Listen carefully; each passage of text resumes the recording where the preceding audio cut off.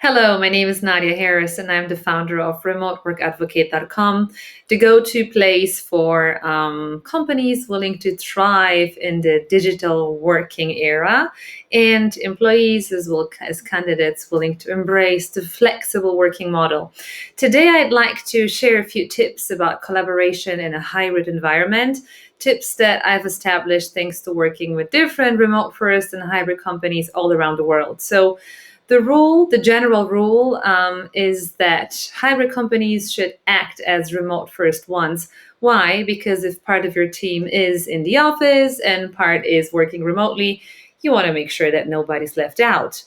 But, well, that's not it, because what differs a lot from the remote first environment is the fact that here in the hybrid working model, we will ultimately have an office.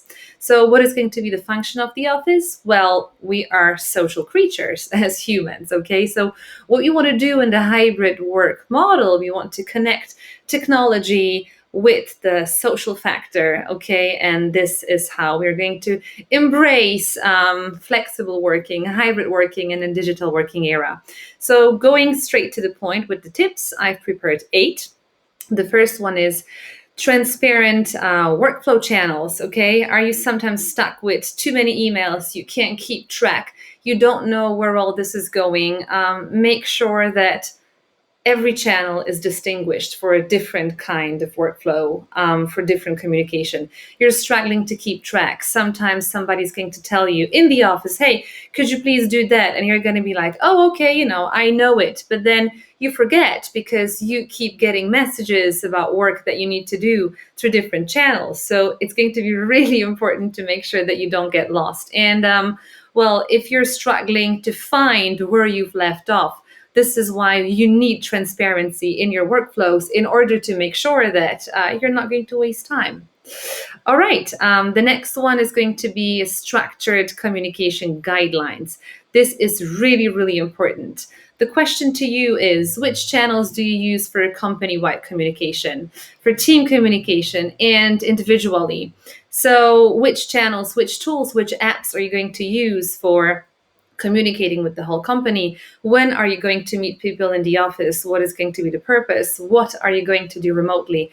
And most importantly, how many apps do you have? I've come across this so many times that although for some of you it may be a no-brainer because you have one dedicated app for remote communication, okay, then I've seen this a lot, especially with fresh remote teams or with fresh hybrid teams, that they have tons of apps and then they don't know which application is for what, and then just keep throwing all the messages to all these different apps, and it causes a terrible headache. Okay, so don't do it. Okay, the principle is, can you keep track on what's been communicated? Yes or no? Or do you have to sometimes during a meeting, after the meeting, you check your app and you see, oh, wow, there have been 150 messages already exchanged. I can tell you from my experience that the majority is not even meant to be for you. So make sure that you structure this well. Okay, so the next one is common level of technical knowledge. It's really important that the whole team is on the same page. So if there's a tool that you're using and you think, oh, it's super easy, it's really, super straightforward, then make sure that the whole team knows it. Keep asking questions. Don't assume that it's so easy so everybody has the same knowledge as you do. No. And do you provide trainings? There are tons of updates. I know that all the companies are constantly working on improvements. So we want to make our lives easier. Okay, so let's just implement the best practices out there in no time. All right, the next tool is going to be the next tip is going to be organizational balance. Why this question? Because now when employees go back to the office, I hear a lot. I hear stories then they say, hey, Nadia, we leave the office and then there's so much going on in the background. People who work remotely, they keep communicating so much and there's just tons of information everywhere. And we're on 24/7. We check our email at night or in the morning. And then my question is, in how many time zones does your team work? Do you really need to do it? Switch off your notifications. Do you do it? I know some companies tell me, oh, but what happens if it's an emergency? Well, dedicate one channel to it, okay? And not that we're trying to hunt down somebody, so we're using all tools available to reach out to that person. This is ridiculous. And I've seen this happening, unfortunately. So, working rules, maybe some rituals when you start the day, when you finish the day, okay? Make sure, especially if you're a leader in your team, okay? Make sure that work is not just about being a robot and get things done, but you kind of have to disconnect. And this really is really important to have this balance. All right, centralization. I always say less is more in terms of tools. The least tools, the better. Okay, so that's always a general rule. Why? Because if there's too much, we get lost. So my question to you, do you have a centralized database? Okay, a centralized knowledge base. So if we have people working from the office and remotely, again, we have to be on the same page. We have to know that there's one place where we go and everything is really accessible, and make it a habit. I know that it's going to be really difficult in the beginning because you just exchange information with somebody in your office space, and it's going to be like, oh, okay, I know what's going on, that's fine, it's all in my head. But do the people who work remotely, who work from home or co-working spaces or whatever, will they really know what needs to be done? Okay, we don't really want to get lost. Okay, the next one is going to be automation of repetitive tasks.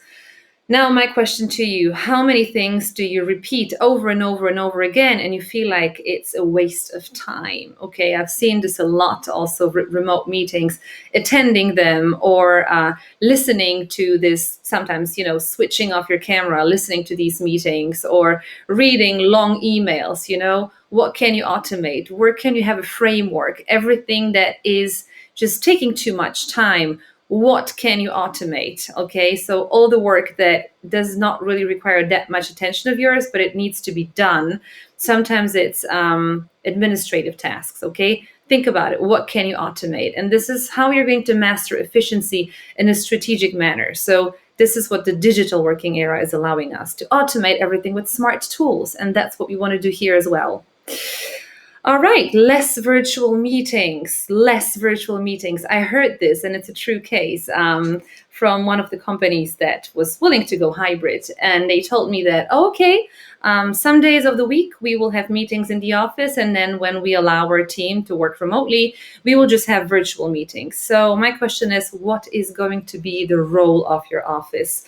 Think about it. Is it going to be for meetings? Is it going to play a major social role? Okay, so think about it really wisely. Everything where you need to have real contact that you want to do in the office, plan it strategically again, okay? Don't try to copy the in-office environment into the remote one just because your whole team is not on site.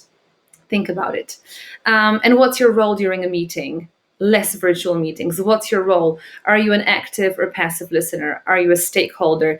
Maybe your role is so passive and you're just attending them because somebody invites you, clicking optional, and you're like, oh, I don't want to be left out, so I'm just going to listen. But the truth is that it wastes your time so bad, okay? So maybe it's this way that we can structure these meetings better. We can really have better agendas. We can really have note takers. And then we can just find out what was discussed during the whole meeting and what are the major takeaways. And if you need to attend, maybe the agenda can be really straightforward and there can be 5 or 10 minutes in the end dedicated for you to join and maybe ask questions. Think about it. And I always say inviting people as optional is really stressful, because if you invite your team members and your leader and you click optional, okay, you're more than welcome to attend. What does it mean?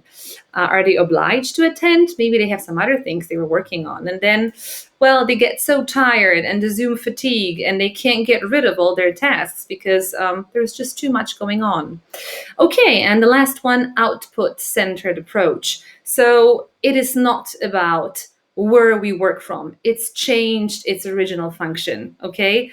It's about what are we willing to achieve? What is the output? What is the goal? And how? Which environment is going to be the best for us? Is it going to be work from home, remote work, hybrid work, whatever it's going to be in that case? Do we need to be in the office or not? Think about it. The output matters the most. and we master it by how what is best for us from a business perspective and for our people. Thank you very much for watching. It's been a pleasure.